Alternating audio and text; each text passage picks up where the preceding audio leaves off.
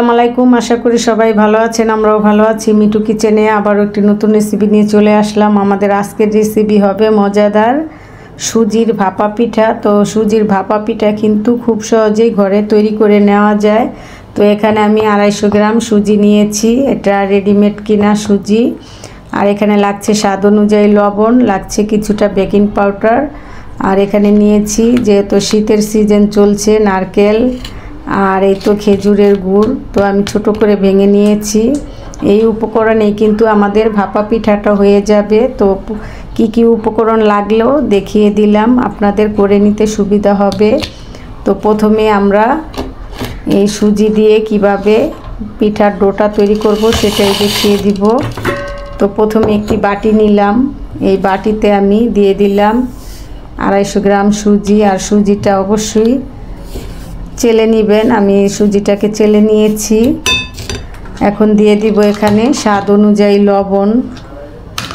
লবণটা দিয়ে তারপরে আমি এখানে এভাবে একটু মাখিয়ে নিব। মাখিয়ে নিয়ে তারপরে এখানে দিয়ে দিব কিছুটা বেকিং পাউডার। তো বেকিং পাউডারটা 1 টেবিল চামচে দিবেন যদি আপনাদের সুজিটা একটু বেশি পরিমাণ হয়। তো এখানে 250 গ্রাম সুজি, সেজন্য আমি একটু 1 টেবিল চামচে দিলাম। তো এখন এখানে আমি নিয়েছি হালকা কুসুম গরম পানি, আপনারা চাইলে দুধ দিয়েও ডোটা করে নিতে পারেন। এখন এভাবে আস্তে আস্তে আমি এই ডোটাকে করে নিব। তো আস্তে আস্তে কিন্তু করে নিলে পানির পরিমাণটা বোঝা যাবে। আর অতিরিক্ত একবারে পানি দিতে যাবেন না, তাহলে দেখা যাবে পানিটা কম বেশি হয়ে যেতে পারে। তো আমার 1 কাপ পানি নিয়েছি, এই পানিতেই হয়ে যাবে।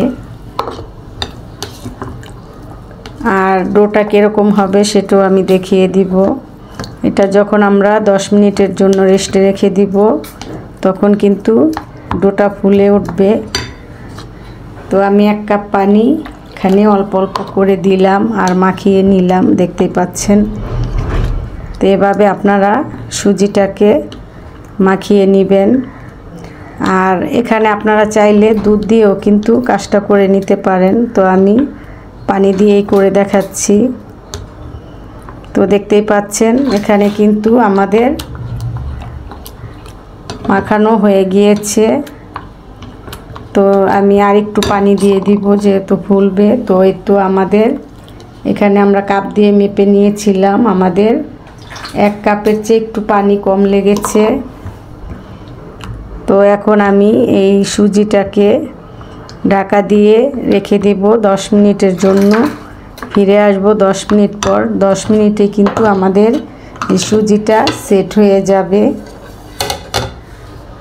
ফিরে আসলাম 10 মিনিট পর। 10 মিনিটের জন্য যে আমরা ঢাকা দিয়ে রেখে দিয়েছিলাম, তো দেখতেই পাচ্ছেন গলে গিয়েছে।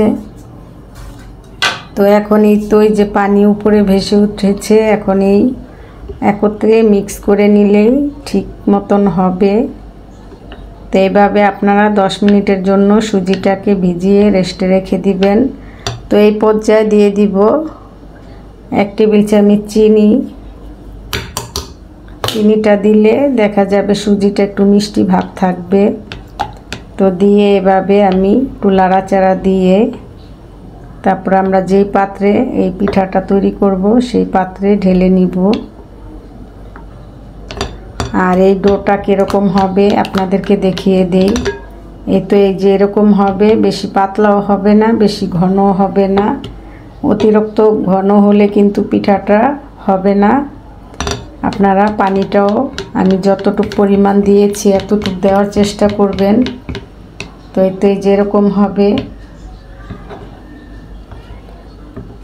তো এখন আমি এখানে যে পাত্রে পিঠাটা বানাবো, তো এখানে আমি একটি পিঠার ছাঁচ নিয়েছি, দেখতেই পাচ্ছেন। এটা কিন্তু গরম পানিতে দিলেও গলবে না।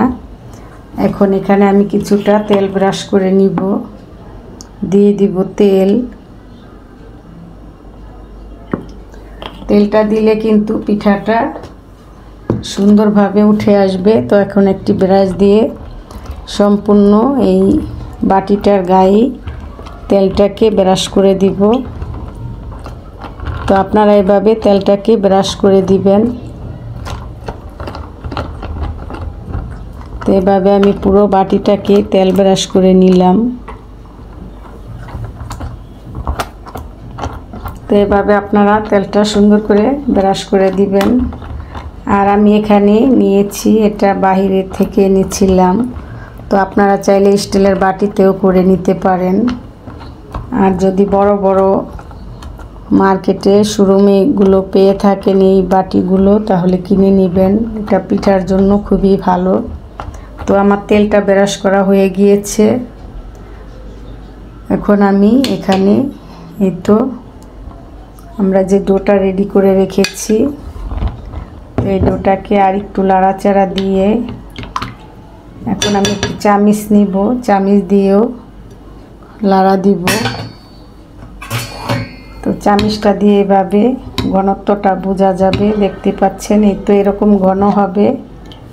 আপনারা চাইলে ছোট ছোট স্টিলের বাটি আছে, ওগুলোর ভিতরে বসাতে পারেন, কিন্তু এই বাটিটার ভিতরে দিলে একত্রে সম্পূর্ণ পিঠাটাই হয়ে যাবে। একটা পিঠা থেকে সম্পূর্ণ কেটে নেওয়া যাবে। তো এভাবে আমি তো দেখতে পাচ্ছেন। তো এতটুকু পরিমাণ দিয়ে দিলাম। এখন এই বাকিটা আমি মিঠাই আর নারকেল দেওয়ার পরে দিব। তো এভাবে আমি দিয়ে দিলাম। তো এখন আমরা দিয়ে দিব এখানে এই তো মিঠাইটা দিয়ে তারপরে আমরা আবারও নারকেল দিয়ে দিব।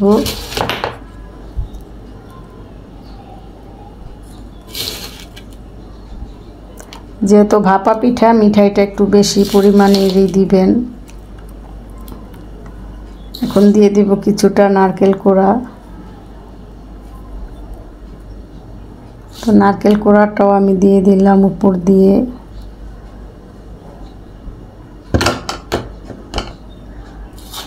তো এভাবে সম্পূর্ণই দিয়ে দিচ্ছি।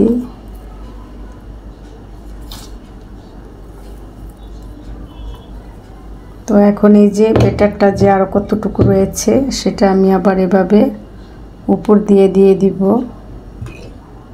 তো উপর দিয়ে এভাবে পুরোটাই মিক্স করে নিতে হবে। তো আমি পুরোটাই এভাবে মিক্স করে নিলাম। মিক্স করে তারপরে আমরা একটু বাটিটাকে লাড়া দিয়ে নিব।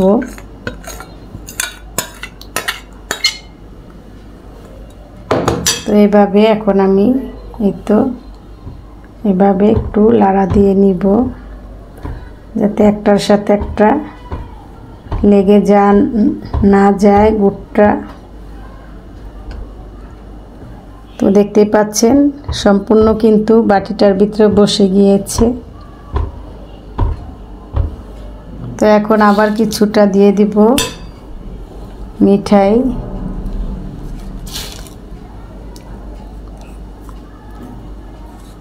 এখন আর একটু দিয়ে দিব এই তো নারকেল কোড়া।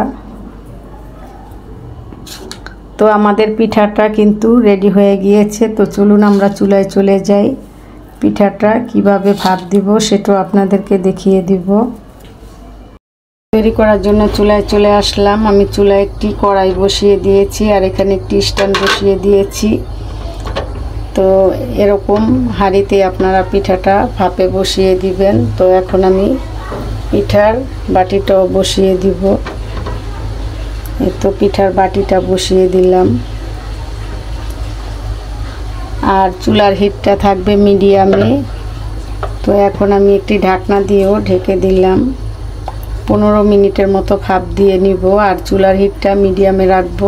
15 মিনিট পর এখন ঢাকনাটা খুলে দেখব পিঠাটা কেমন হয়েছে। তো দেখতেই পাচ্ছেন পিঠাটা কিন্তু হয়ে গিয়েছে।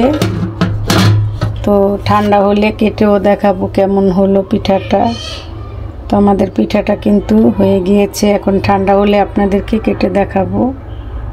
আমাদের ভাপা পিঠাটা আমরা চুলা থেকে নামিয়ে ঠান্ডা করে নিয়েছি। তো দেখতেই পাচ্ছেন আলগাও হয়ে গিয়েছে পিঠাটা।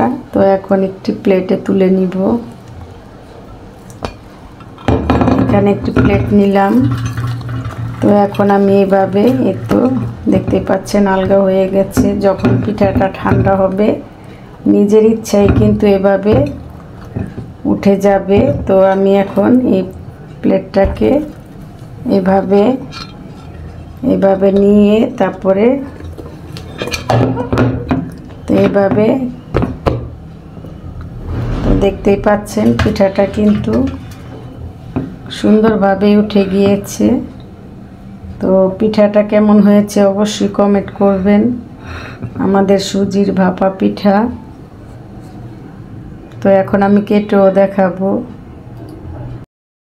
তো এখন আমরা পিঠাটাকে কেটে নিব। তো এভাবে লম্বালম্বি করে কেটে নিতে হবে। তো দেখতেই পাচ্ছেন পিঠাটা কিভাবে কেটে নিলাম। তো দেখুন পিছন সাইডটাও কিন্তু মিঠাইয়ে ভরা, সামনের সাইডটাও মিঠাইয়ে ভরা। তো এরকম নিত্য নতুন রেসিপি পাওয়ার জন্য চ্যানেলটাকে অবশ্যই সাবস্ক্রাইব করবেন। ভিডিওটা ভালো লাগলে অবশ্যই একটি লাইক দিয়ে দিবেন। আর এই শীতে আপনারা এভাবে সুজি দিয়ে মজাদার ভাপা পিঠা বানিয়ে খেয়ে দেখবেন, খুবই ভালো লাগবে। তো দেখুন ভিতরটাও কিন্তু মিঠাইয়ে ভরা। তো আমাদের এই রেসিপিটা ভালো লাগলে অবশ্যই লাইক, শেয়ার, সাবস্ক্রাইব, কমেন্ট করতে ভুলবেন না। তো ভালো থাকবেন, সুস্থ থাকবেন, আমাদের চ্যানেলের পাশেই থাকবেন। আল্লাহ হাফেজ।